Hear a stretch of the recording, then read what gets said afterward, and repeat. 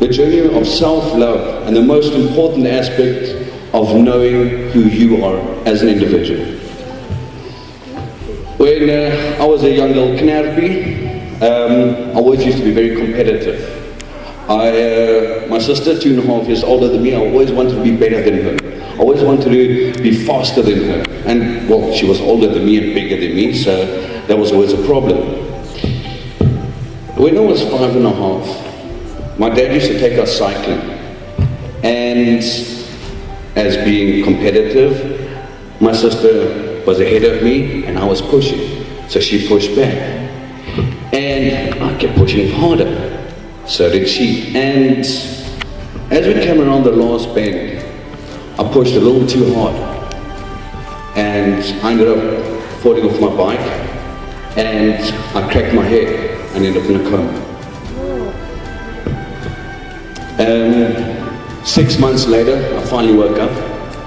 The doctors said to my parents, you'll maybe have some speech, you'll maybe be able to remember, you'll maybe be able to talk.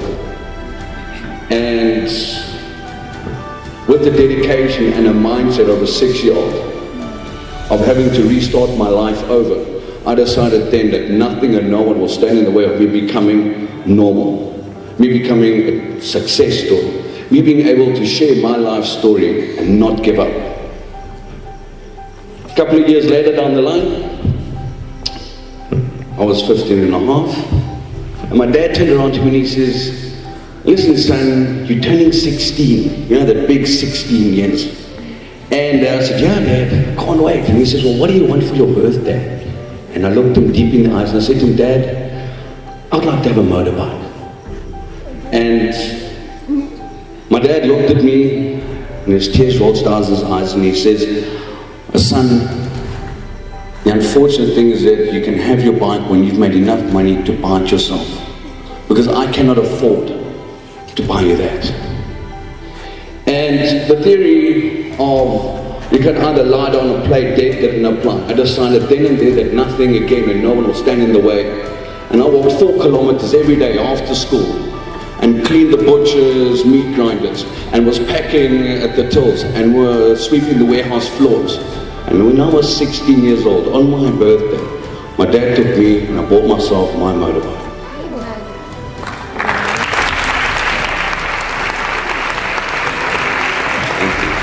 It is about the belief of let nothing and no one stand in the way of your dreams and your aspirations. Because if you want to succeed, you will find a reason enough to make it happen. Years later, down the line, started working. Well, I first studied at an institution. By the way, I failed maths. Okay, so... And I'm not saying fail maths, please do not do that because it's going to catch up with you later in life. But what I'm trying, and I'll explain to you a bit later how come this is relevant. So needless to say, I finished school, didn't know what to do, and then I decided, well, I want to go travel the world. Again, my dad says, well, how are you going to pay for it? And so I continued working. And when I was 19 years old, I packed my bags and I managed to travel in 12 countries in 3 months.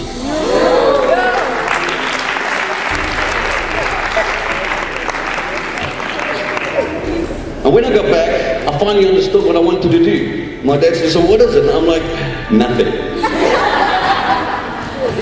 That didn't work out for me either, so I had to do something. So I studied at the institution called the College for Business and Maritime Studies, of which, by the way, I'm the director and the CEO today of.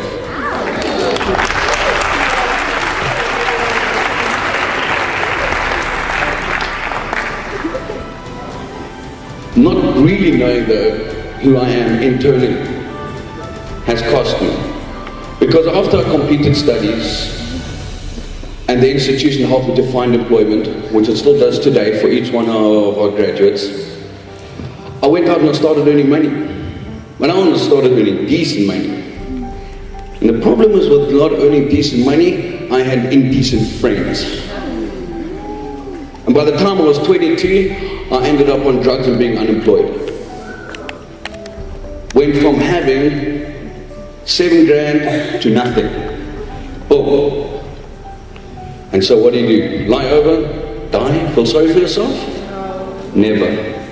And I heard a little story when I was in rehabilitation, and it's a guy by Eric Thomas actually, and it's about the true story of what it means to want to have success.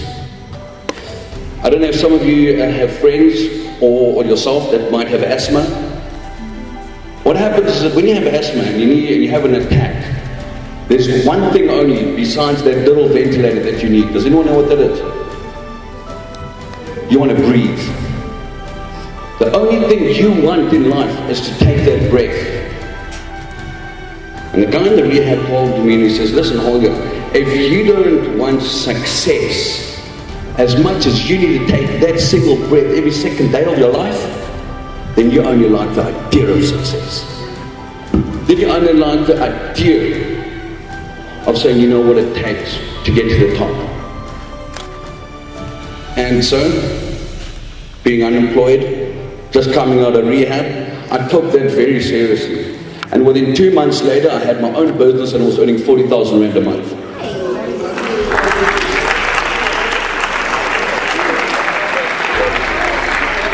Now guys, just to let you know, that is the equivalent now, okay, this was 13 years ago. That's about earning 75, 80,000 rand now. I was 23 years old. 23. So, understood and understanding the concept of saying, I know what it means to be successful as much as I need to take every breath of my life, and that's what I did. And that's what I continuously doing. And the most greatest gift is that I can share this. You know, people ask me, say, how can you be standing up there so confidently talking about your habilitation, talking about your addiction? It's because I know who I am inside of me now. I can live with myself and I can tell people about my story, and hopefully that it resonates in some way or another. Life goes on, move into Africa. I've lived in 12 countries in Africa. Anyone speak fluent Swahili? I'm not Swahili. Pole sana rafiki miondos, anyone know what's the Lion King? Many years ago? That's Swahili, but anyway, okay. And so I moved into Africa, had my own business. By the time I was 26, you know they're saying making your first million is the hardest? You ever heard that? Yeah, I went to the second million.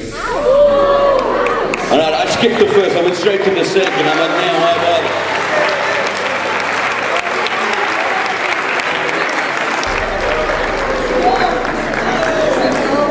And in true fashion and in style, I lost it all.